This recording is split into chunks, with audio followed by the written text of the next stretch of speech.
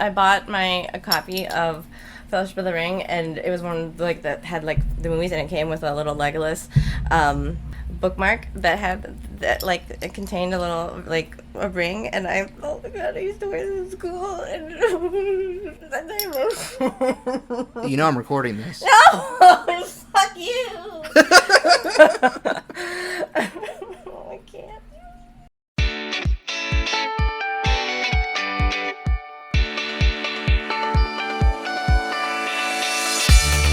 Hey everyone, this is episode 48 of Sketch Watch Play, a pop culture podcast talking movies, TV, cartoons, video games, and everything that comes with those. You can find us on iTunes, Google Podcasts, YouTube, Spotify, and most third-party podcast apps and directories. If you want to stay updated or send us feedback and topic suggestions, you can email us at sketchwatchplay@gmail.com. You can follow us on Twitter and Facebook at sketchwatchplay. Join the Discord server located in the episode description. And if you enjoy what you hear, you can support the show by leaving positive reviews on Apple Podcasts and spreading the word to friends, family, social media, and so on. I am John Fleury, and joining me today is returning guest who may be the most fitting guest for their specific topic in show history. From the Shang-Chi and Disney Plus Marvel episode, it's Mia Mcauley. Mia, how are you? I can't help it. I'm so emotional. I'm sorry. We are talking, I don't know if there's anything nearer and dearer to Mia's heart than Lord of the Rings. I don't know if her own family means as much to her as Lord of the Rings does. My precious power ring. Oh, no, we're not there yet. We're not there yet. I'm sorry. Don't ruin the end joke that we're going to do for sure. I'm sorry. Okay, I'm collecting myself. I'm collected. Okay.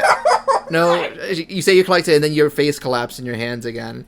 Just thinking about these movies. I'm alright. Okay. The whole episode is going to be like, so what did you think of this part? It was really good. I know. I don't know if I'm like the most apt or like the most like the least apt, like the person you should keep farthest away from a discussion of Lord of the Rings. Depends on what level of talk you're looking for.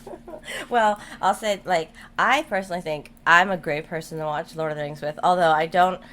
I really am like emotionally against watching Lord of the Rings because that's like one does not simply watch Lord of the Rings. It's not. Doesn't mean. Like I mean like you need like you can't. It's not a background thing. All right. No, you have to be in for like, it. In for the long haul. It's church for me. Okay, like this is serious. Like like I'm committed to it. But my brother just like turned it on in the background, and apparently he got mad that I said every single line like. Before they said it, and then also when they said it again. Let me just watch the movie. And I was like, it's your fucking fault. I told you not to turn it on. I'm sorry that you don't swear. No, you can swear. Okay. We have the explicit tag. I do know that it's funny. Shout out to Henry, my cousin's kid in New York. I think he's 10 or 11, and he is one of the show's biggest fans. And he likes to tell his parents, yeah, John and Patrick and these others talk about all sorts of stuff. But they swear a lot. And that just I think that shows like the variety of listeners we have, in that one of our biggest listeners was not even alive when those movies came out. Don't talk about time. We just watched the 20 like as a tribute, the best trilogy, like 20th anniversary. The Colbert rap. Yeah, which is a beautiful piece of art, like, should be in the Library of Congress, like, honest, and I'm not joking. Like, yeah, but it's hitting you that it's 20 years since Fellowship. I know, and it's like, and the fact that there's people who are younger than 20 walking around like they're just normal people. I'm in college. I'm going to school with kids who were probably not around for them. I tried to be when I was like younger. I'm going to school with kids who grew up on the Hobbit movies. We'll get there. But when I was younger, I would sometimes be hanging out with people who are older than me, and they'd be talking about Terminator, and I'd be like, yeah, like I kind of know Terminator. Yeah, I was late. I didn't discover Terminator until you remember my old roommate. Terminator, the first two are his favorite movies. He's what finally got me to sit down and watch those. Yeah, I mean like. Sometimes though, like they bring up something, or I'm like, Apocalypse Now. I've never seen that, and I'm like, no. I know it's a thing. I just haven't seen it. You know what's funny? Because I was actually just mentioning Animaniacs to you. there were like cartoons that I grew up on as a kid in the 90s that were referencing so many adult movies. Like Animaniacs had something called The Good Feathers, where it was what if the good fellows were pigeons. And when I started, I think I'm pretty sure I told it to my mom. She was like, yeah, that's a movie, but she wasn't saying you should go watch this movie, 6-year-old John. Yeah, I feel like that's part of like cultural osmosis or something. Yeah. Where like, you know, I haven't seen Apocalypse Now, but I watched Buffy the Vampire Slayer, and there was one episode where they had like a whole scene that was like mimicking it. Yeah. You know, Animaniacs also did an Apocalypse Now parody. Yeah, like so. Only instead of the Vietnam War, is about a Jerry Lewis lookalike trying to make a movie. Yeah, so like we haven't seen it, but like we've absorbed certain things about it from culture. Yeah. Oh, how many Exorcist parodies did you see as a kid? I like everything. Yeah. Like I mean, when like we are recording there, like at my apartment, there's a little cat. Like, yes, for people who remember with the Mortal Kombat episode when I talked about Chris owning a cat, me owning a cat named Cleo, she's actually been living with Mia for the past couple of years. They're quite a pair, and she's snug right below us, but who knows if she'll get vocal or active. She's a cat. She was harassing us a little bit as we set up, but right now she's kind of just like napping underneath us. But lulled to sleep by the pleasant sound of our voices. She just like woke up and looked disgusted. Oh, never mind. Never mind. But like I eventually saw Psycho, but like everyone knows. Yep, we talked about Psycho. Like there's the Psycho, like you know, that shower scene has been. Psycho violins is, I think that's the name of the trope. Yeah, and so like Kill Bill Sirens is now a name of a trope, and there are a lot. You haven't seen Kill Bill, but I know that. Yeah, but like I've seen some reactions now from like people who were a little too young. Like I was in high school when Kill Bill came out, so like I saw it and I was like, oh my god, this is awesome. Yeah. But now like people who were like a kid, now they're seeing it and they're like, oh my god, is that where that's from? Like everyone that when the Kill Bill sirens go off. So like everyone like absorbs a little bit of cultural osmosis and I thought I was like cool. Like I tried to be cool with like, I'm like, okay, haven't seen Apocalypse Now. I don't know what like. I haven't listened to Pink Floyd, but I want to be cool and I want like to hang out with the kids who are like 10 years older than me. Sure. Like, and I was like, I'm perfectly valid. But then I think about it, I'm like, you haven't seen Lord of the Rings. Like, to you, Lord of the Rings is old. To you, like, Lord of the Rings is like, it's not even like Jaws to me. Because I think I was a lot. Like, I remember Jaws. I saw Jaws when I was like 8. Like I saw parts of it, you know, because like that whole like the theme music, you know, like everyone. Yes, that's another thing. Also parodied. Yeah, like you know, everyone knows the Jaws theme. Like if people do it, like you know, just like in their house, like do you know, like. John Williams had this run with Spielberg and Lucas where it was like one after another. He made like some of the most famous themes ever. And Star Wars. Like, I said Lucas. Okay, I didn't hear Lucas. Okay, yeah, like. But now, like, there's people who I think they know Lord of the Rings. They're like, where they'll keep up. It is back in the limelight this year because of a certain show. Oh, that's right. We'll touch on. I watched first episode. So people will be revisiting it, and people revisit it for The Hobbit. It's like every decade there's a reason. So old knowing that there are people who are revisiting it, watching it. Like I would watch Apocalypse Now, being like, okay, this will be dated. Yep. You know, like it's the generational gap. Yeah, like the explosions won't be what I'm used to. There'll be like maybe it's filmed and not like not the same. It's grainier. Like, yeah, you know, but like this is a classic, and I'm ready. I'm interested to know what I've been missing out on. Yeah. But like for me, I'm just like. Lord of the Rings is every fiber of my being, and That's the fact that you haven't seen it denies my existence. And the funny thing is, we're not even. Our starting topic isn't even Lord of the Rings. I know. If you remember, do you want to get into that?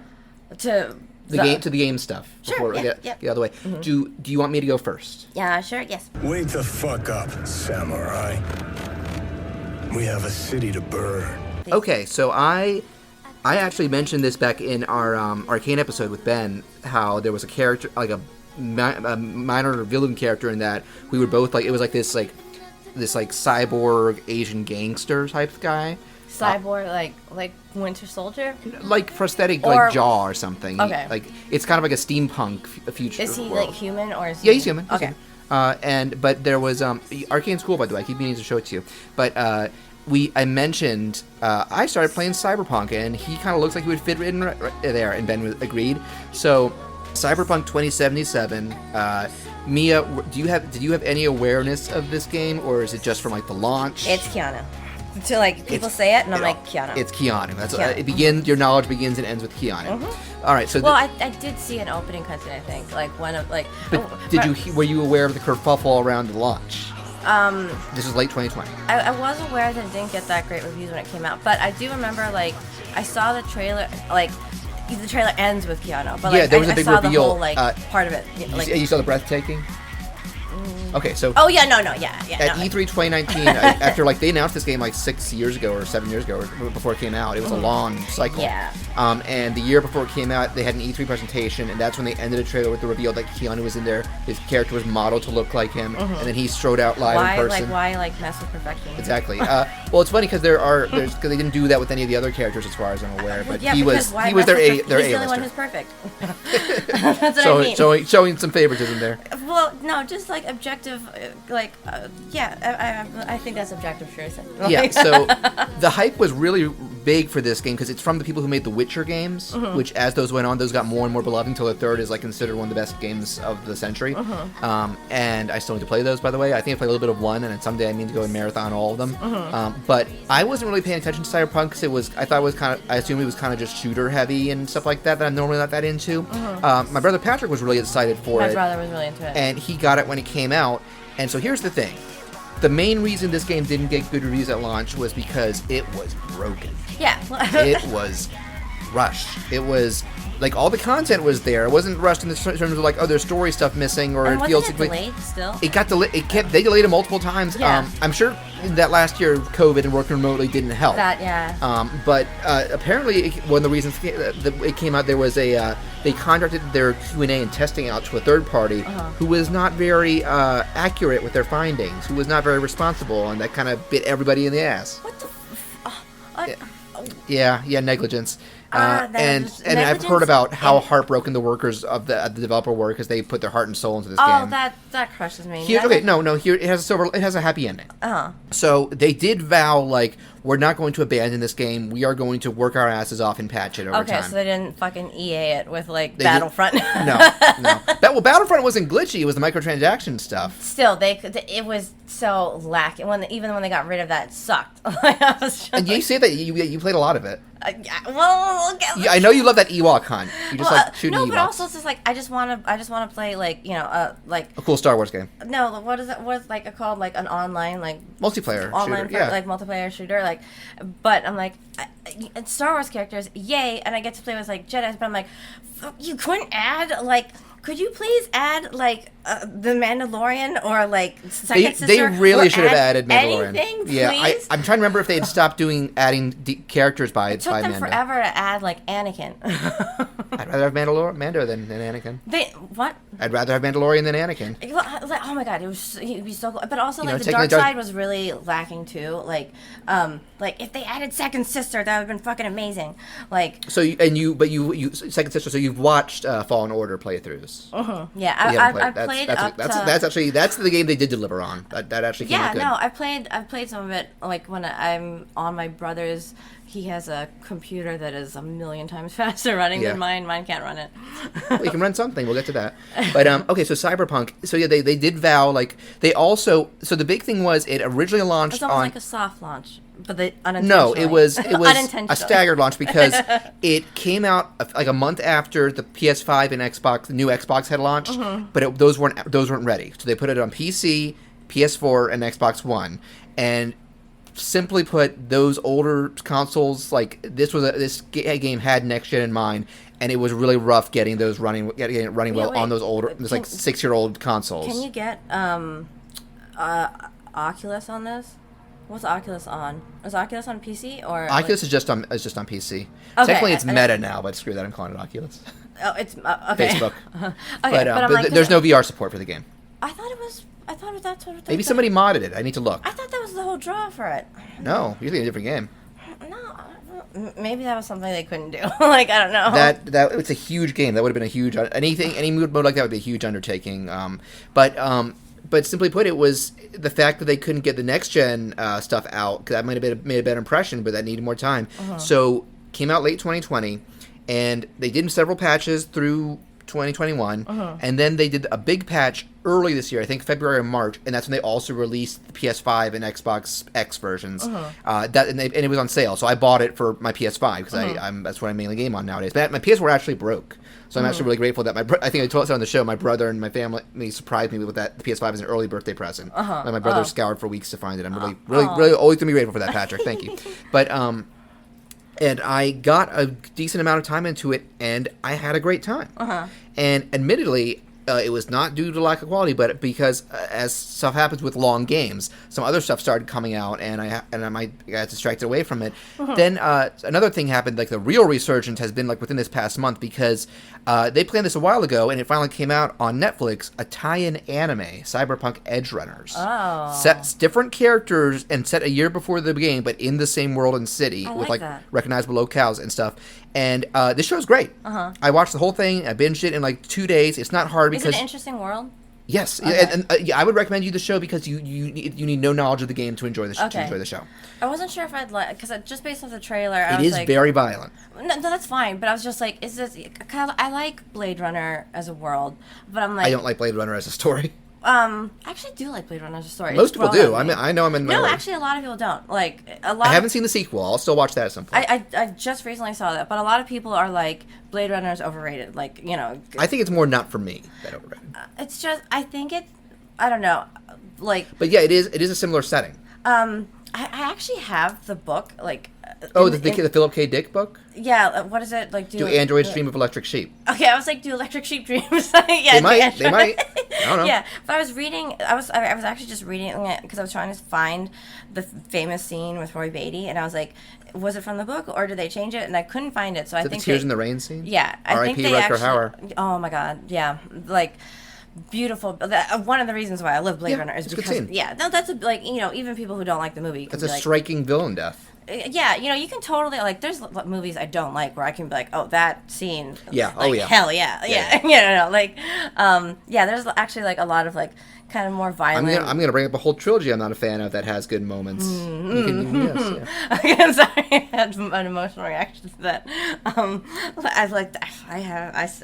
I suffer from an emotional reaction from that daily out of bitterness. I try to let it go, but yeah, I wasn't sure. Like sometimes the dystopian worlds can be boring. Like Firefly's dystopian world, I actually really liked. Yes. So a lot of people were like set. Like yes, you're a big fan of Whedon's works. Just not the person so much. Nobody is anymore. Yeah. But we can acknowledge the shows. Yeah. I've been on a Buffy rewatch and like hell yeah. Yeah. So the world of Cyberpunk, it is an alternate near future, 2077. It just seems so busy that I was kind of confused by it. The show? The world.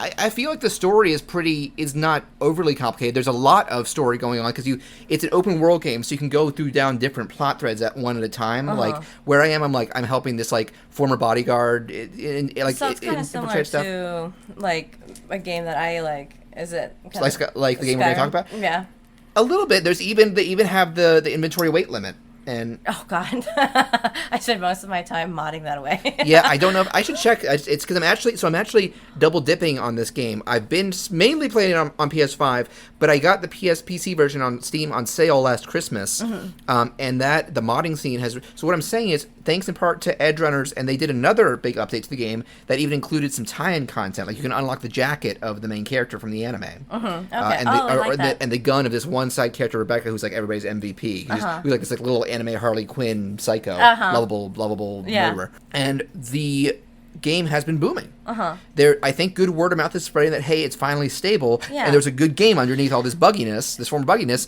and it's like it's become like the most played single player game on Steam, which is big. What? I think that the idea that it has bad reviews, I think a lot of that also has to do with the hype around it. It was hype that was hard to measure up to. I've heard a lot of people say like even if it played perfectly, I wouldn't say it lives up to the hype. Me, I think it helped that I didn't have the hype. And that I played it long after it had been, cleaned up. I saw the reactions to like the trailer. Like people were like, Like Keanu? Yeah, no, like it's like talk about a way to drum up hype for something that isn't like a game changer, like The Last of Us 2, like something that's new, like when The Last of Us Last of Us 2 was like half hype, half hate. I hate this game. Well, like I had hype when it was like before it came out. Oh, okay. Because it was such a beloved game. Yes. But like, to get hype for something, a new property, like that, not being like, yes, we're going back to this, but like, it's not a sequel. Technically it is an adaptation of this tabletop game that's been around since the 80s. Oh, okay. But this is its first time being adapted into like visual media. So I think it's like adapting Lord of the Rings. So it kind of counts. And it is a cool world. It is like, it's one that's fun to play in, but you definitely don't want to live in it because it reminds me of the technology is awesome, but it's a dystopia. Like, it is hyper capitalism, hyper class divide. Oh. The corporations have more power than governments. Tons of corruption, tons of gang violence in the streets. It's brutal, but it is immersive. It just looks so like busy. Like, I don't know. Like, it reminded me of Midgar from Final Fantasy VII. Like, yes. Yeah. I think Midgar has heavy cyberpunk influence. Yeah. But, like, at least, I don't know. For me, and maybe because I played Final, I have not played the remake. And so for everything, they were all, like, polygons. Like, Midgar, I could kind of understand. But for me, this was, like, a Midgar come to life. And I was like, stimulation overload. Oh, my God. There's, like, a jukebox over there. And there's tons of vending machines. Yeah, and it's like being on Tokyo times with, like, acid. Yeah, there are lots of, like, holographic advertisements and stuff. There are cybernetic enhancements and implants are commonplace.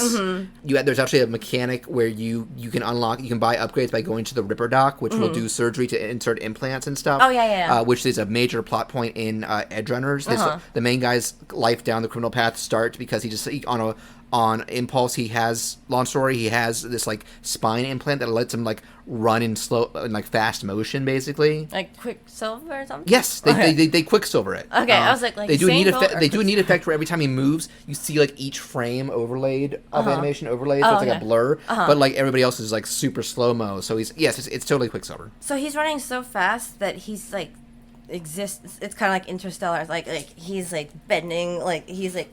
I don't think it's bending the space-time barrier. But it is. The one he like immediately crashed because plot point is he can't do it too many times per day, or he'll like bleed out and his body will crash. Like he's pushing his body to the limits. Okay. I don't know if they do that. I know you can unlock that ability in the game. I don't think there's a do it too many times and you die, but there's probably like cooldowns. Okay, because I was always like, you know what? Okay, you can explain a lot in Star Wars with like the Jedi instinct. Because I was like, when you just like as I did in like Battlefront, immediately crash on Endor if you were on those bikes.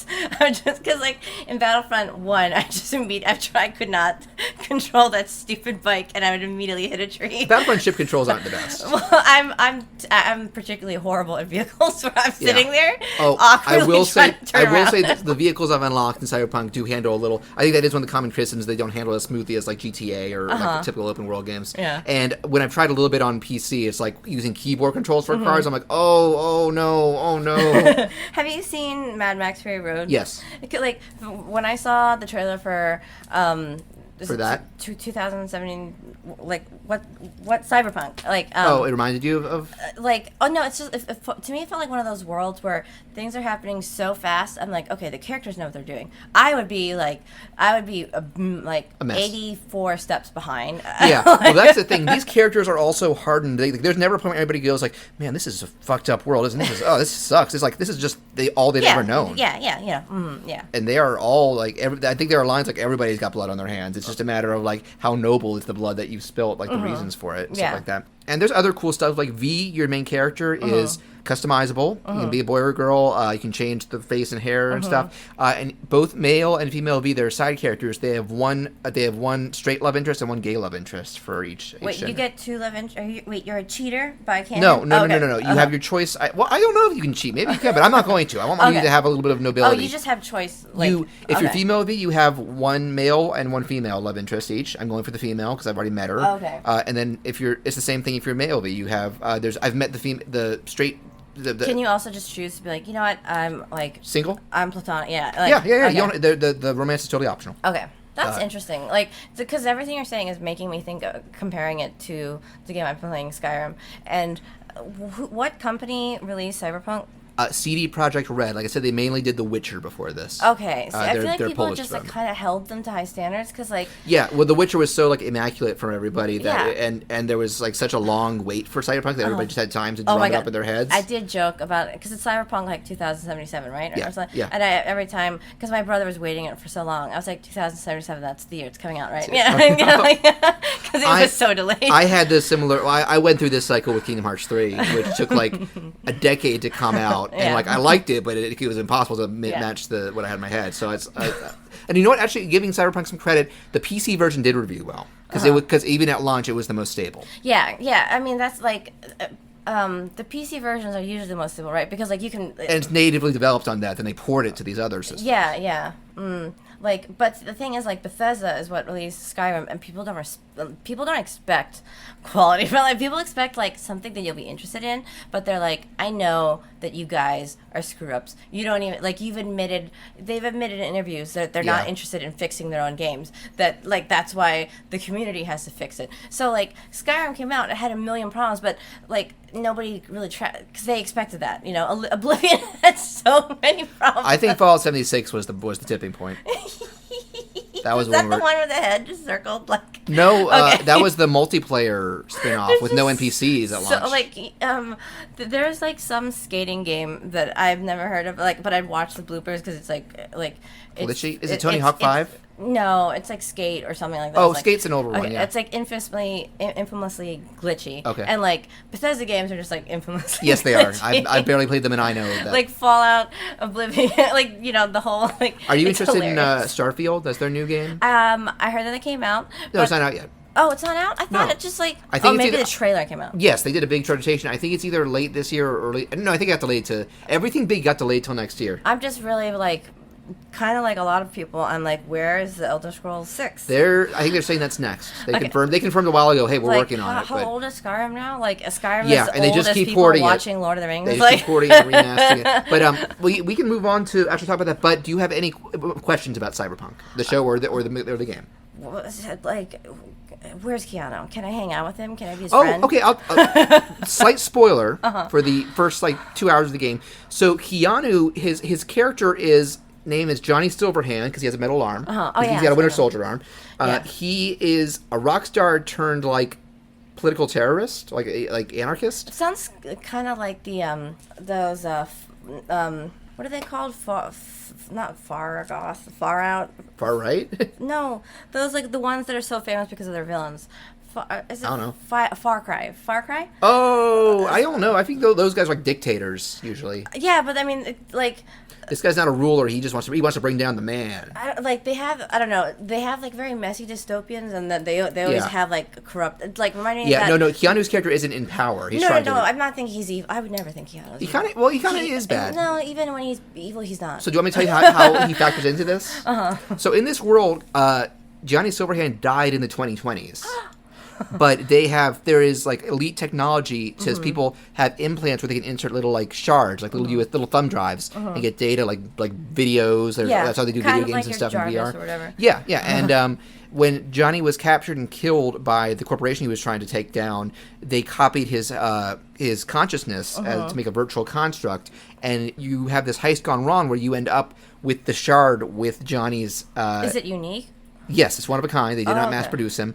And so he's stuck in your head, and you're seeing him projected into the world. He's taking it all in. The fact that he's dead? He's Like, dead. he knows that? It's 50 years later. There's at least one character he knew who's still alive that you meet. Oh, wow. And he's trying to urge you to go against, fight the man and stuff. Yeah. And you can choose how you respond to him. Oh my gosh, it's There's a lot of dialogue. Morpheus kind of. He's just like he's encouraging because Morpheus was talking to Neo via phone, Yeah, because he doesn't have a physical presence in the I know, world. He's trying to influence I'm you. like, Morpheus, you're not the one being chased by these guys. You're the one who's just like, it's easy, walk on the scaffolding. And I'm like, are you insane? I'm like a million stories. I had a point where I did this dive into cyberspace to meet somebody else he knew, and he was clearly kind of upset about it. And so you see him like pacing back and forth outside the building, like, this whole world is bullshit, B. We got to tear it down. And that's my Keanu impression. And so I think he's a very he's more of a Shades of Grey character because No, he's perfect. he's breathtaking. And it is a very pretty game. They're like all these, this huge city, and you mentioned Mad Max. There's also the idea that it has like these desert wastelands outside of it with nomad tribes. That's and like Blade Runner too. And there are sometimes sandstorms in the city and in the Badlands or whatever they call it. Mm-hmm. And so there's. I've been in a sandstorm. Oh, jeez.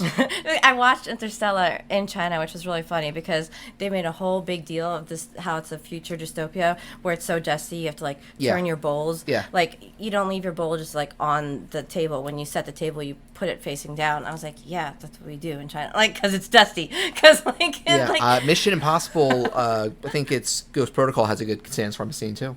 Wait, is that a game or? No, it's Mission Impossible. Oh, okay. I heard Ghost. Okay, Ghost Called Protocol. Just sounds a Ghost Called Protocol. But you know what? Like, it's so funny because I was in the theater in China watching, like, you know, Nolan's like, we did it all practical effects, a sandstorm, and me and my friends were like, this is like being in Beijing. We're like, it's just life. We're just like, wow, you guys are a bunch of wusses. Like, we're spoiled over in the States. I know. They're like, oh no, it's sandy. We're like, get over it, you baby. Sorry. It's dystopian. So definitely recommend. I guess it's less of a price, less of a money drop if you want to just watch Edgerunners. I'd just be like, okay, you have to make a copy of that Diano like floppy disk because that you got like. I love the idea that they stored all of Keanu on one floppy disk. Like as you were going through it. I was just thinking about like, well, Blade Runner is like you know, a lot of like dystopians are kind of like have similar themes, but a Whedon project, Dollhouse, was all about like copying consciousness, like, and putting somebody else's like personality, like uploading it and stuff, and it was very interesting in terms of like ethics and like you're just like, this is a mind fuck, like what? There are definitely points where like you have ethical choices. It's very like it is very much about shaping your own story and personality for V with what he or she decides to do or say. I know that there are like several different like very different endings. Like Blade Runner kind of gets into the whole like, you know, a lot of like what it means to be alive or human. What it means to be alive. Do they think about that in terms of him? Not yet so much. He's actually kind of more focused on like. Would you think of him as alive? Because if he's gaining memories, is that like he has all his memories. No, but he's gaining new experiences. Yes, like, he's now a different person. It's artificial intelligence, but I consider that alive. Yeah, like because he'd kind of be a different person. Like after like maybe not the first day, but like after a while, he kind of be a different person than the V. Or was his name V? V is the main character. Yeah. Then like he'd be a different person than like when he died. Like he's been through stuff with you. He'd be changed. Maybe that plays into the ending. I don't know. I know like I think it's an interesting question. I know like a one sentence outline of several of the endings. Thank you, YouTube recommendations for spoiling me. Thumbnails, man. Yeah. Sometimes I'm like, you prick. But I don't know all the details. So I think both V and Johnny can be in very different places by the end, depending on what you do. I mean, because like if he's like I don't know, like you know, I actually teared up during my like least I don't know, like Thor Dark World kind of sucked, but the second Avengers movie, actually Ultron, like I thought Ultron was awesome. I think mainly what pissed me off was how much less I liked Black Widow when she was like my favorite in the first one. Oh, people complained about her treatment in Age of Ultron. Yeah, and I didn't realize like one, there was like she was pregnant, so it was kind of hard to do filming. Like she was pregnant during filming. I think it comes down more to writing for me. Yeah, I mean like okay, so she can't, but like I don't know, like maybe she gets like kind of like pushed out of the plot for a while, but still when she's in the plot, I'm like, who the fuck are you? I adore you. I'm like, what is this? I was like, what happened to the like? I was so fucking. I did not like Jon Favreau's like, here's her sexy pose. I was like, oh fuck this. Her sister makes fun of it in Black Widow. I know, and I was like, thank God, because honestly, I was like, that was another movie I saw in China, and I'm pretty sure I noticed some actual like censorship cuts, like Fireman 2. Yeah, like, because sometimes they, like, cut, and I was like, I don't think that's where the scene was cut. Like, they just did it really felt lazily. unnatural. Yeah, if they were like, you know what, that line was a little, like, too pro-democracy or something, like, it just, like, cut out. But it's kind of like I told you with with Eternals, they, what's the engineer? Oh my God, Fastos? Fastos, yeah. And how like for certain countries they cut out all the scenes with his husband and kid, and so I'm just like, foreign viewers must be like, so what is he doing? He's just in a house. They're not going to say what he's doing. Well, you know, that's pretty much what it wasn't like. It wasn't homophobia. It was just, I don't know, it was Whedon with, like, the Whedon, like... No, I'm talking about Eternals. No, Justice League, people were probably like, who's that black guy with the superheroes? Like, oh, you mean they don't even... has no presence, and then you watch the Snyder Cut, and he's, like, one of the most central parts. He and Flash, they're the best. They're my favorite. And I'm just so angry. And also, I'm just like, hey, he's, like, pretty much the only one on the team that Superman can't replace in any way. Like, right. like, sorry, Superman, you're not a super hacker. Like, and they made him nothing. Like, oh, I'm sorry about that. I like that we still went back to talking about superheroes. I know.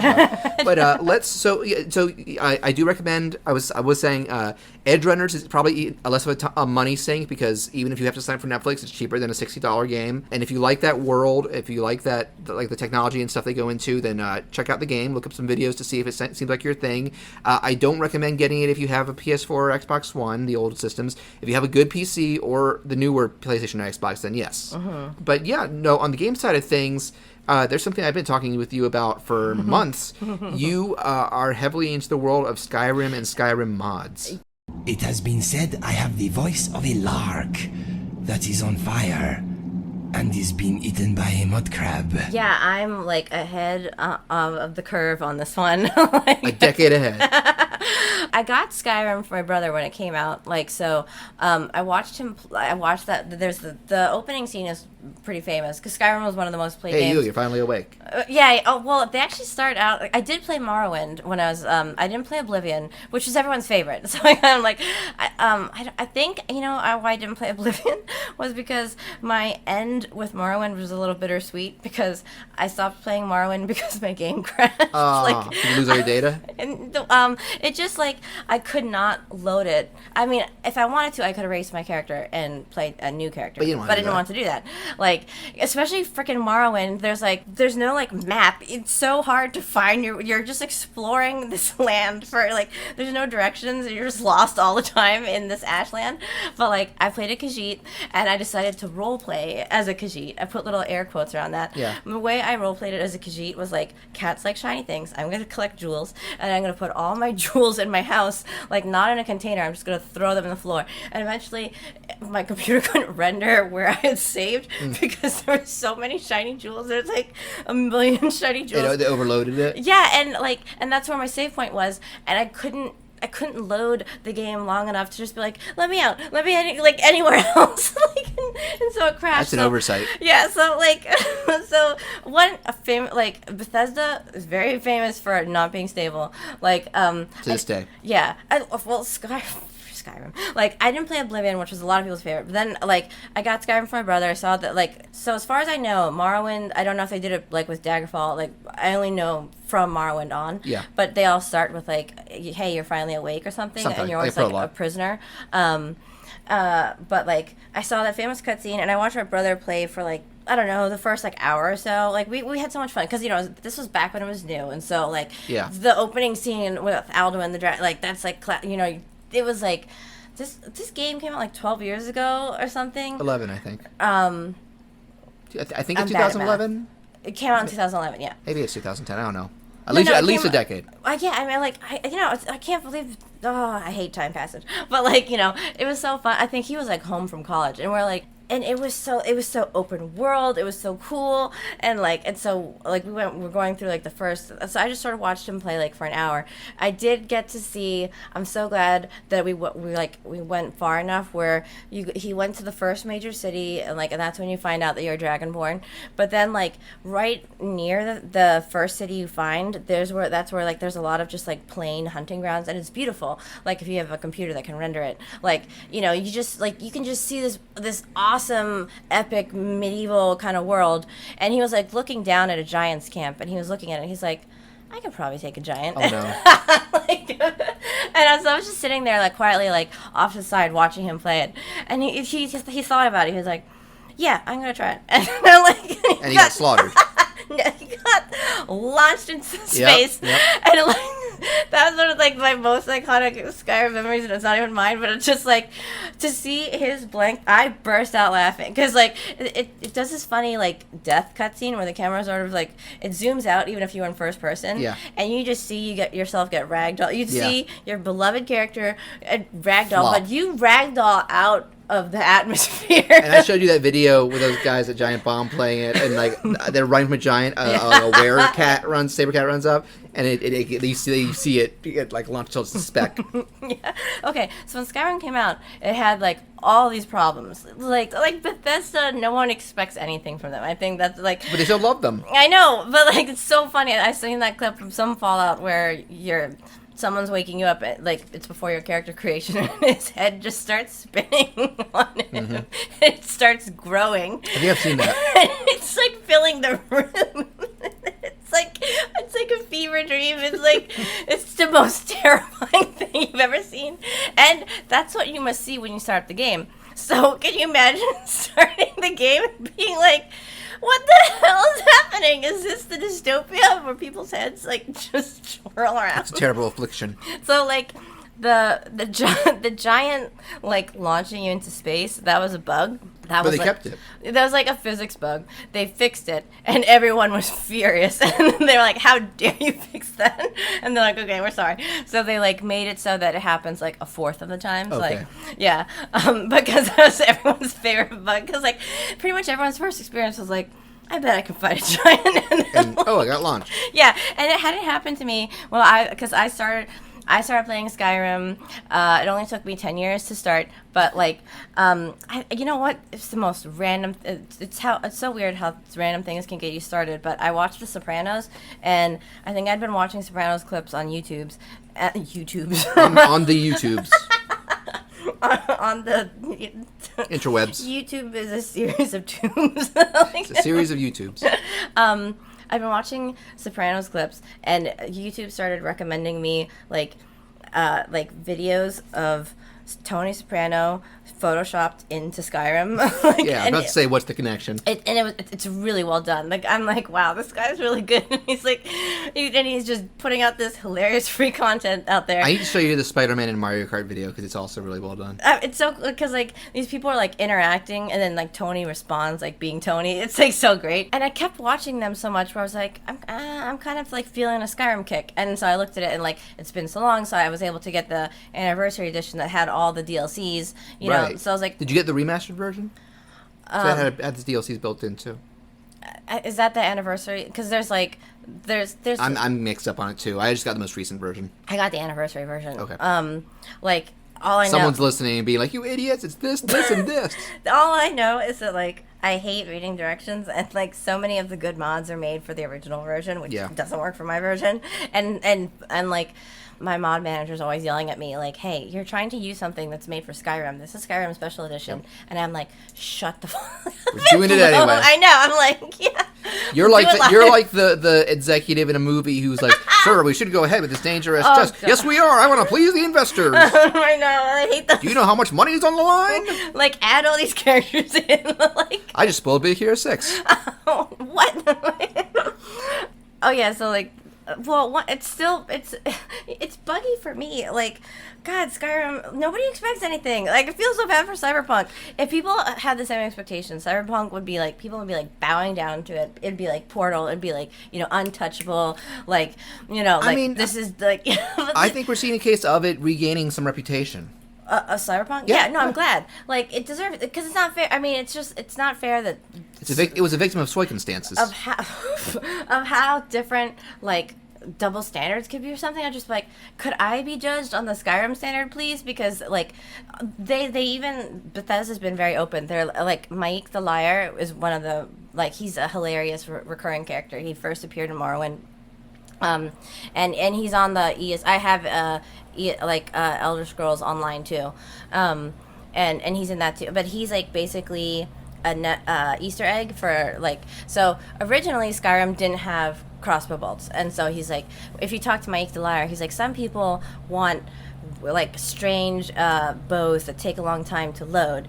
Mike thinks these people are idiots. You know, like that was just him being like stop asking Meta. for it. Yeah, but then like Dawn Guard, the first DLC came out and had crossbow. And there you go. Yeah, but like Mike has even said like Mike thinks like it's not important to like fix mistakes of the past, that you should just keep going. That was their way of saying we're not going to fix everything that's messed up. Yeah, deal with it. Yeah, deal with it. And honestly, like there's so many times where I'll like look up a character just to be like, I'm curious, where do you meet this character? Like, and for the Skyrim wikis, the bottom section is always, it's dedicated to the bugs related to that particular. There that many. That location, that person, that quest. There's so many quests where like, yeah, for some reason this quest will, you'll kill Alduin, it'll never recognize it. Like, you'll just be like, what am I supposed to do? Like, and they're just like, yeah, and if you're playing on Xbox or something, it's like, well, I guess I'll never win. But like, Yeah. There's for all of the Elder Scrolls games, like there's immediately like an unofficial like patch, and that's not like, it's unofficial. This actually did happen with Cyberpunk. When it first came out, there were a lot of mods just dedicated to fixing it. Yeah, and like for Skyrim, like for Elder Scrolls, I feel like people are like, well, they're never going to make it unbuggy. Like, this is our role. So like one day, like there's mods that add cool content, and then there's mods that are like, yeah, for some reason, like this quest, you don't ask for it, but it's given to you. You can never get the shit out of your inventory. Like, I finally made something that'll like kick it out for you. Like a lot of it's just like fixing. You have some weight. Yeah, exactly. Oh my god, I have so much stuff. There's like, I should see. I'll bet there's a Cyberpunk mod to remove weight. I should check on that. Oh my god. Well, like my Skyrim character now is just so lame. I finally like my main one. I've started new ones because my main one has like beaten the main quest. Right. But I just found a way to be super cheap by like being over P in enchanting and smithing, and then I would like take and I would. Is this through mods or just gameplay? Well, like it's through gameplay, but I have mods that like help me out, because I have mods that like all ingredients don't have any weight, which I love. So I just go through the world like pick everything. Yeah, I'm a Bosmer. Bosmers aren't supposed to pick a leaf of like. They're not supposed to pick a leaf off a tree or pick up a blade of grass. And you're just like, ah! I'm like, every flower, I'm like, I'll take this. I'm telling this. I'm just like, because ingredients don't, I'm like, I love, I'm just like, I'm like, why is it taking me forever to go through, like, to finish the Dawn Guard thing? I still haven't finished the Dawn Guard thing. I've like, I mean, it's a long game. It's already the expansion. I mean, like, I've been with Serana for so long. I even have the arrows that turn the sun, that turn the sun off. I turn the sun off for fun. Like, I'm on the Dawn Guard side. Is that a mod? No, this is part of the Dawn Guard thing. Like it doesn't like turn. It makes the sun like this weird red, kind of like almost Blood like sun. Yeah, and it's basically, it's like some vampire prophecy thing. Harkin's kind of an idiot. The whole plot's kind of idiotic. But I was like, it's pretty cool if you could just turn off the sun. Except none of the NPCs reacted to it. I was like, we're living in like the world's on fire, people, and everyone's just like, do you get to the Cloud District very often? Like, so I want to hear. I want to hear about some of your favorite mods. I know Inigo. I knew we had to get to Inigo. So describe Inigo for those who haven't are aware of this. Okay, so Inigo is so popular that there's a little bit of Inigo backlash. Like, I've seen some posts being like, unpopular opinion, I don't like Inigo. And it's just like, well, okay, like, how dare you say something so brave yet so true? Like, I don't know. Like, if but you who is Inigo? Inigo is a follower mod now, like complete, completely fan made. Pretty much like all good content in Elder Scrolls, completely fan made. The thing is like Elder Scrolls, like, I think Oblivion was better. Most people agree Oblivion was more. It felt more like you interacted with people, like, almost like this person will remember this, like. Whereas Skyrim is very scripted, like people will just linear. Yeah, I could tell a guard like, hey, go fuck yourself, and the guard would be like, hey, I don't like that, and then I like talk to the guard again, and he's like, what can I do for you? Like my thing, They forgive so easily. Yeah, like like pretty much your choices like don't mean anything. Like, and oh my god, fucking Lydia, like the first follower you get, she said like, before I started Skyrim. I started to get into Skyrim memes, and I was like, why is everyone so mean to Lydia? And then I got Lydia, and I was like, okay. Like, I get it. What is her problem? She's an idiot. Oh. I made her steward of my. I downloaded farming mods, and there was like Google recommended me a little news article. It's so good at like specifically talking to me, and I'm like, shut up, Google, let me live my life. And it was like Skyrim is basically now like a city builder, and I was like, yeah, so I love it. Like, I love all the city building things that I like. Doing something that was never meant to do. Yeah, no, but I've downloaded like where you can like you just collect materials like clay and stone, and you can like build your own city. Yeah. And I'll just say I am curious, like, because I'm probably going to be with Cyberpunk for the long haul as more mods develop, and they are doing a big expansion next year.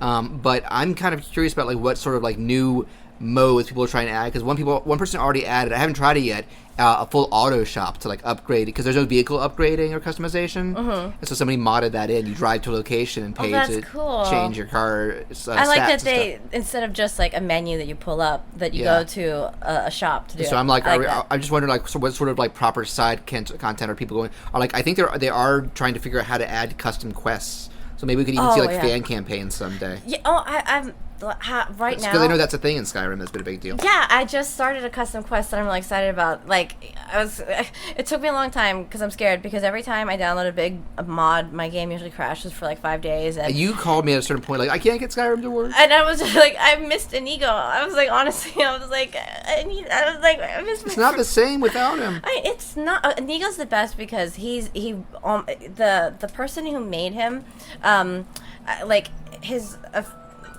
Sorry about that. Like, the person who made the Inigo mod, like, and voices him, right? He voices him, which is he's Scottish, I think. I've seen a little bit of an interview with him, like heard, with like his biggest fan, I think, is like.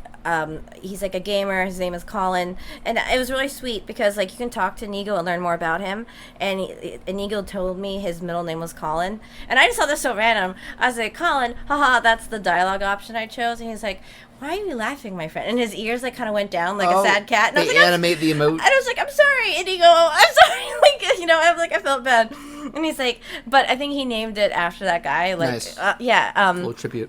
Because Colin's like a huge fan of Inigo, but like, so most of what I know about Smart Blue Cat, that's the user name of the guy who created him, came from like an interview with him. So Inigo's voice is very like kind of unique. It's, you know, Khajiit typically have a sort of like, Khajiit has wares if you have coin. Like, they have that kind of like accent. Yeah. And Inigo's accent is kind of like that. There's also another character that comes with a mod, Langley.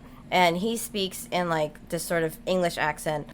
Colin asked Smart Blue Cat. He's like, he voices both of them. I didn't. Even, I thought, I was like, oh, he hired a voice actor because the voices are so different. Good for him. And no, he's like, it's just both of them are him. Yeah, I honestly, because you know I do voices. I would love to do voices for like quest mods and like some games. Oh, like I love it, but just something that is so great about Inigo is how responsive he is, because it really is awesome. Like Lydia, she's the steward of my farm. I think my farm is on a dragon spawn spot, and I would fast travel there because I would just go there and I'd be like, let me collect my millions of gold that I'm making from being a farm mogul, and I'd like. And so I'd fast travel there, and every time I did, a dragon would spawn. And like, and Lydia would like, even though she wasn't being my active follower anymore, she's like, she's a steward, so she's kind of like a follower of mine who stays in one place. Mm-hmm. But so she would help me and Inigo fight the dragon, and then like, and then she would come over and watch me absorb its soul, and she'd be like, "In all my years, I've never seen anything like this." I was like, "Lydia, this happened 3 times this week." Bad memory. I know. I'm like, shut up, Lydia. And like, as soon as I got Lydia, God, I had so many times where I was like, no, Lydia, bad Lydia, stop that. Like, why are you attacking she's like, you're scolding a pet. I know. I would just be like, Lydia, no, what are you doing, bad Lydia? and they're so stupid, and they're it's very rare. I don't, like, Oblivion did it a lot better, because like in Oblivion, people are much more like, people will have opinions about you, whereas like Skyrim can be so bland. A lot of the mods are like, make it less bland. Yeah, they're like trying to be like, hey, like, people will remember this. People will remember if you're a jerk to them or not. Like you know, some mods are called like friends or enemies, and you can be like one mod, like everyone's like least favorite NPC is Nazim, because he's just like this. he's a loser. He owns a farm that all of my like 8 farms are better than his farm. But he doesn't even have a house. And he just walks around Whiterun. He's like, which is the first city you go to. And he's like, do you get to the Cloud District very often? Oh, like, what am I saying? Of course you don't. And he's just like, I'm so important. I talked to the Jarl. Like, I'm just He's just an average farmer. He owns a farm. He does nothing. And he, like, lives above a shop. And I'm just like, bruh, like, I have more money than this entire country put together. Like, and I'm like, I'm a Thane. You're not even a fucking Thane. Oh, I will say, one Skyrim mod I already installed is like a kind of like command console where you can type text prompts. And there's one you can basically give yourself however much money you want just on a whim. So I went and like bought a bunch of extra clothes and cars. Well, wait, what mod? For what? For Cyberpunk. Okay. Sorry. For a second, I was like... No, I was get like, to really you can play just Skyrim. do that. You don't... There probably is like something like that. There's console commands. Yeah. Which are helpful because, like... A little complicated, though. Like, console commands are like one of the reasons why Skyrim works better on PC than elsewise. Yes. Because... Keyboard. Well, the fact that you have console commands. Because, like, a lot of times, like... it's such a buggy game that it will get stuck and you will have to be like, okay, you know what, I'm gonna, like, I don't like to cheat, but I'm gonna have to, like, toggle collision off, which means you can just, like, go through walls and you can be like, because honestly, like, for me, the Dark Brotherhood quest never started. Like, trigger. Talking to this little kid in a city is supposed to trigger it. I talked to him. It didn't trigger it. And I was just like, but it was like in my journal, like it was because it was waiting for me to start this quest, and I could actually see. I know where you get like kidnapped for a night. I'm like. And put through this stupid test, and I just accidentally ran into the abandoned shack itself, and I was like, hey, I think this is part of the Dark Brotherhood quest, and it's like, you're not allowed in here, and I was like so tired of it not starting, and I was like, I just want to be on, I just want my beef with the Dark Brotherhood. I either want to be part of them or not. So I, like, with console commands, I just opened the door. I was like, unlock this door. And I went in and I just killed Astrid. Yeah. I was just like, kill the Dark Brotherhood. Like, that's pretty good. So, what are there any other mods that have really been? No, but like Inigo is the one. Like, shout out to that guy. That like really in a way like he created a mod for a game, and I don't want to sound like I'm being like. Gaming is art, but it really feels like his mod is like a piece of art. Like, there's a real connection to him. Like, he is like, I have saved so many quotes that Inigo has like told me. Like, it's hilarious because like I have all these things. Like, I super OP'd my enchanting, and the thing that I enchant the most is like you're not supposed to be able to enchant things to make your enchanting better, but I cheated a little there. Yeah. So I will wear all my enchanting gear, and then I'll enchant something being like, carry weight, like let me carry like a million things. So like I'll just be like, I'll just carry like 15 dead dragons on my back, and it's like that's nothing. I'm like, please, I got room for one. I'm just like, that's funny. It's not like, and so Inigo notices what's in my inventory. Yeah, apparently he has a lot of context-sensitive lines. It's so fun. I'm like, how does this guy come up with this? And I'm like, I'll just be playing, minding my own business. It'll say something very specific. And then I'll I'll be like, I downloaded a mod to make the water clear because I just for some reason when I see like fresh water in a game, I'm like, I have to swim in it. Yeah. And I'm like swimming in the water, like catching fish, and like Inigo was like, I see you are carrying a broom, my friend. Do you have some sort of like compulsive cleaning disorder that I do not know about? And I like stopped fishing and I like looked behind me and I was like, Inigo, can you like let me live, please? Like, can you back off? Like, he's always judging me. He's like, you have so much wine, you can open a bar. Like, and I'm like, and he's observant. He's observant. And whenever I'm in a store, he's always like whispering behind. I'm like trying to talk to the store owner, and he's like, sell all those gems. Like, why are you hoarding them? And he's like, sell those dragon. Make some money. He's like, those dragon bones look heavy. And I'm just like, yeah, Inigo, but I need them for smithing. Like, leave me alone. And like, and also I was carrying the broom because I was like, I could put it in one of my many houses, Inigo. It could look nice. Like, just leave me alone. Like, and for certain armors, I need a skull as like part of the ingredients. He's like, I see you're carrying a skull. One has always been enough for me. Like, one? a single one at all. It's just like he's just like, I don't know why you're carrying like extra skulls. There's this very famous another NPC everyone hates, and I completely hate her, Delphine, because how dare she? Like, she's a part of an organization that is supposed to be dedicated to serving you, and she treats you like shit.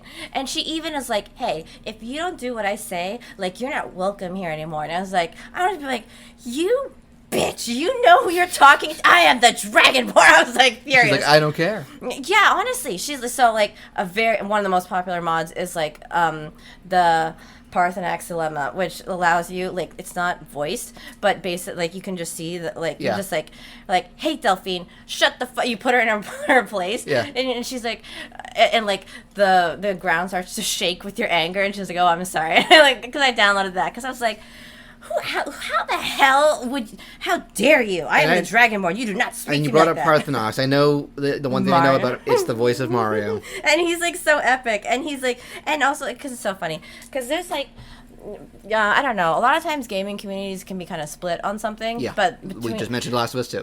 Oh yeah. But between Delphine and Parthenax, it's like it's like over like 90%. People are like, Parthenax, fucked up. Like, how dare she? And from what you're saying, the fact that he's a big cool dragon, I'd side with them. She's just like it doesn't matter that he is like, repented for his crime. Oh, you didn't know that she sounds like Minnie Mouse? This is how Delphine is. She's like, he committed atrocities a long time ago. He deserves to die. I don't care that he's like, honestly, Parthenax realizing that he shouldn't kill humans if he's like.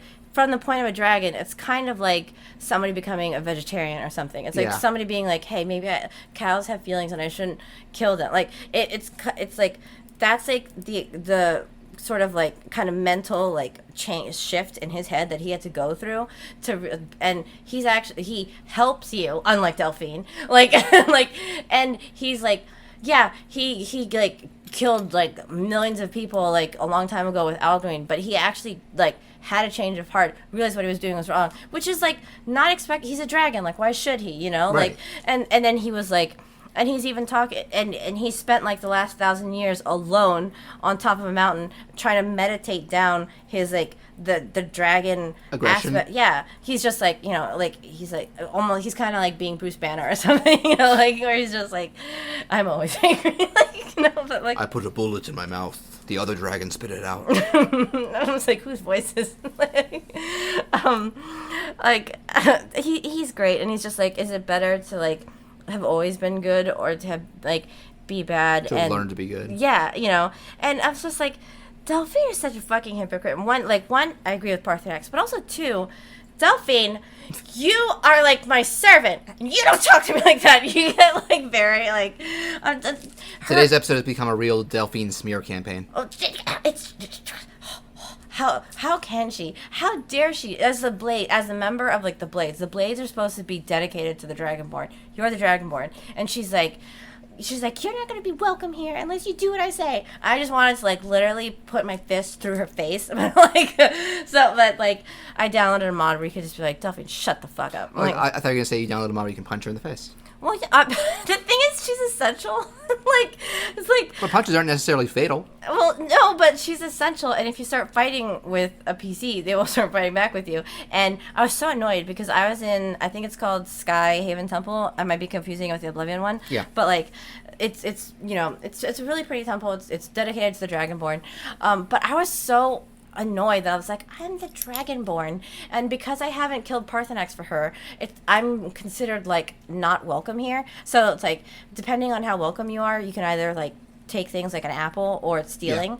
And like because there was a lot of interesting, like they had a lot of interesting books there, like in this, because it's like a refuge for the Blades, and I wanted to look at them, and I was like, it's considered stealing for me to look at this. So I was like crouching, like doing my little sneak, and I was like and I was taking books, I thought, and I was like occasionally checking with dragon shouts. I was like, okay, no one's around. But then at one point I missed a spot check, and Delphine saw me and started attacking me, and Inigo started attacking her, and I was like, no, Inigo, she's she's essential, but like I mean, also Inigo and I could just kick her ass easily. Like Inigo levels with me, and so like, she could just swipe her sword at us all we want, and we would just sit there like, stop that. Nice. That Delphine, that's not, you stop that, you know, like. Their weapons are useless against me. But like I was just like, but so Inigo would just like beat her until when you're an essential NPC. Inigo would beat her? Yeah, because she was. That's why he's the best. Like, yeah, obviously. I mean, she attacked me, so Inigo's like, fuck off, and he's like attacking her, and I'm just like, oh god, like watching this thing happen. All right, so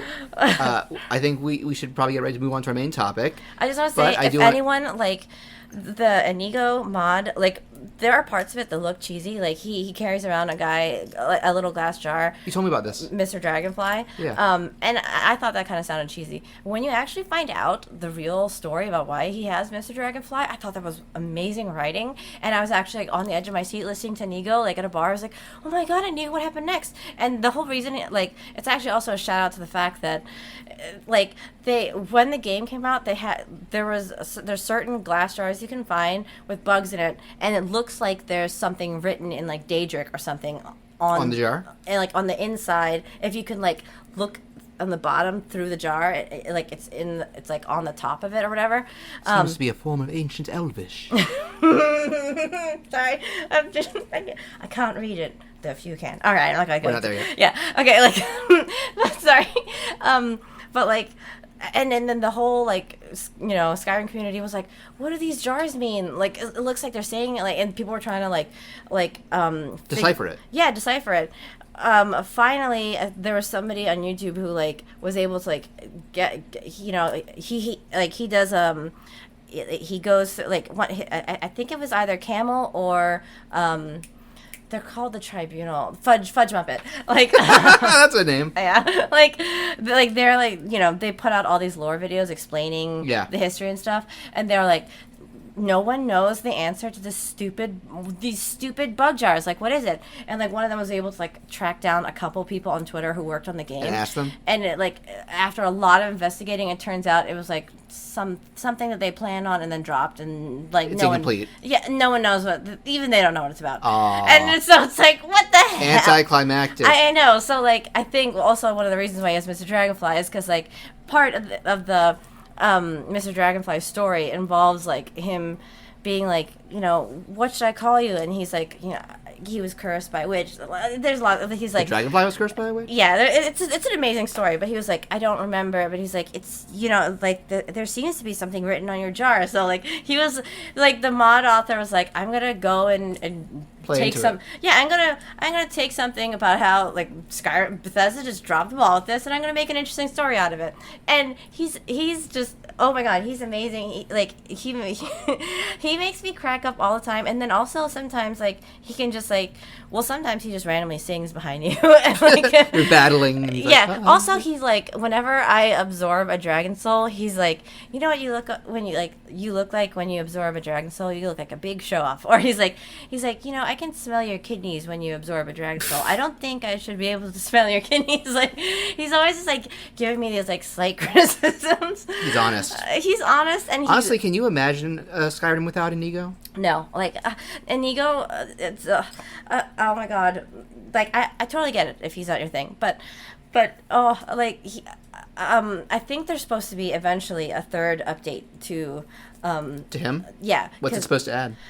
So I think there was originally the Inigo update, and the modder, he really was just like, people don't respond to you. He's like, I want something a little more interactive. Personal. Yeah. And so that was like the initial, and then it became like number one, like overnight. Everyone was like, oh my God, somebody who actually responds to what you're doing, instead of just like you punching like a store clerk and then being like, how can I help you, my friend? Like, you know, like, it's like short-term memory loss. I know. Because like, even if sometimes like I accidentally like, you know, I'm like going down a cave. I'm like, oh, that's the wrong way, and I turn around and I start running, and I'm actually running into Neil. He's like, hey, like, you know, where you go? I know, like he's just like, he's actually there. But like, and the second one that added Langley, the English character, and it added like a summon Inigo spell, which is awesome, and it added a whole bunch of I was actually, oh my god, I was legitimately worried, like as though like a pet of mine was sick or something, because I was like, again, I was playing by a river because I freaking love fresh water in games. I was playing by a river, and then all of a sudden my camera zoomed to Inigo, and Inigo was like, my friend, like something is wrong with me, like I'm like, I'm having like a dizzy spell or something. I was like, Inigo, what are you talking about? I was like, where did this come from? What's going on? No! I was like so worried. Legit emotionally invested in. I was, oh my god, I was terrified. I've never, like, the stakes had never been higher. Like, who cares I like how I envisioned this segment to be like the Skyrim mods talk, and it's mostly the Inigo and Delphine talk. Inigo, I love Inigo. And, like, also, like, Delphine is really annoying because, like, one of your first big missions is to collect, like, the horn of Jorgen Windcall or whatever. Yeah. And you go to get it, and instead of the horn being there, there's a little note, and it's like this... Come back later. It's this snarky little note from Delphine, and God, she's annoying. Like, even when she writes stuff. Yeah, well, she's like, you know, if you want the horn, she's like, oh, I beat you to it. If you want it, like, come meet me. And then you're like, why are you putting me through all these tests? She's like, well, they say you're the Dragonborn, but how am I supposed to believe that? Like, I got the Jorn of Jorgen Windhaller. Like, does that make me the Dragonborn too? And I was like, Delphine, you bitch, you made me come here. Stop wasting my time and give me my quest item. I was like, but like, there's like this quest that's super long and annoying. I think it's in Blackreach, which is awesome. Like, people compared it to like the Mines of Moria. Like, it's we'll get there. It's this insane underground like labyrinth. Yeah, it's beautiful. But like, you have to you need to like find something like a lexicon, and at one point just randomly, like, we were there for like a few days. We were like I have a camping mod too, so like we could like, you know, set up like a fire and take naps at night. But like Inigo at one point, just like not prompted, he was like, if we finally get to the lexicon and there's a little note that Delphine has taken it, I'm just gonna like commit suicide. And I was like nice shout, like call back. Inigo, that pissed me off too. That's so funny. So any more general or closing thoughts on your Skyrim experience? Buggy as hell. Every time I download a mod, I'm like, I'm praying and like, I've had so many crashes, and like, I'm glad I'm playing on PC because I can try and use the PC to fix the crash. Like, it's how many years later, and it's still so many things that are like unfixed. It's a lot of fun. I think I kind of want to try Oblivion. The thing is like, Skyrim looks great. Skyrim looks amazing. Not on my computer so much. It kind of looks like The Sims on my computer. Like the updated version and stuff. Yeah, I mean, it can look great. Oblivion, everyone looks like a potato face, and it's like... It's 20 years old, to be expected. Yeah, and it's just like, it looks so... Morrowind looked, in my opinion, a lot more epic.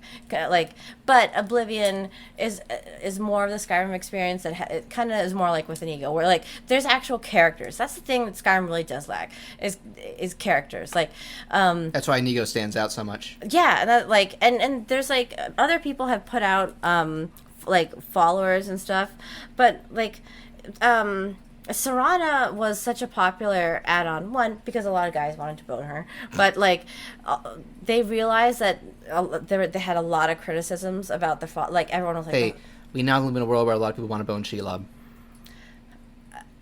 Okay, we'll get there. They made a titty spider. Does that mean that, like, are there a lot of, like, I don't know the Shelob fandom. Like, to quote Oblivion, like, I don't know them and I don't care to know them. Yep. Like, but Bethesda realized, like, their people thought their followers were so, like, lifeless. So the one thing Serana did is, like, if you're just like kind of idling, she will start interacting with the world around you. Nice. Like, that makes her feel a little more real.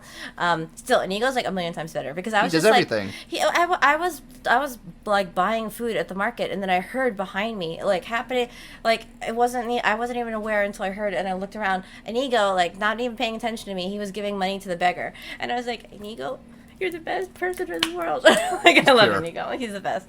And Skyrim is so much fun. I got a new quest mod where now I'm gonna start to be exploring the lands that you could explore in Oblivion. Yeah. Like, so I'm kind of like excited to like go to the other provinces. Yeah. Try more like fan created stuff. Yeah. Like areas and quests. I mean, I really like people. It's almost time for them to start announcing stuff about the next Elder Scrolls. They gotta wait till Starfield's out. Yeah, so but like, a year. People don't know, like, you know, because each one has been in a different province. So it could be where the Red Guards live. Like, that's like the black race. Like, there's the human races and the elven races, and I play as a wood elf. Yeah. Like, I don't know why I like the wood elves. Like, they're my some people like to, like, they're like, I always play dark elf or something. But But wood elves are like kind of like the joke in the game. Aw. Everyone makes it like Skyrim less so because Skyrim's a little boring. Oh my god, Skyrim is pretty boring. Just looking at one. If you just look at one quest, You had this realization. Oh my god, Skyrim is pretty boring. yeah, because, I mean, I love it. I hate how like us Bosmer aren't respected because I think us Bosmer are awesome. Like shout out to Bosmer folks. That's the Wood Elves. But like, it reminded me of like one quest in Oblivion that involved like because Oblivion and Morrowind, they really like. There's so many annoying Bosmer. The first like NPC you meet like outside of a prison ship in Morrowind is Fargoth. He's kind of like famous in the fandom for just being. And he's like, I think you and I are gonna be real close or something. Ugh. And everyone's like, who the fuck are you? Yeah, like, what are you talking about?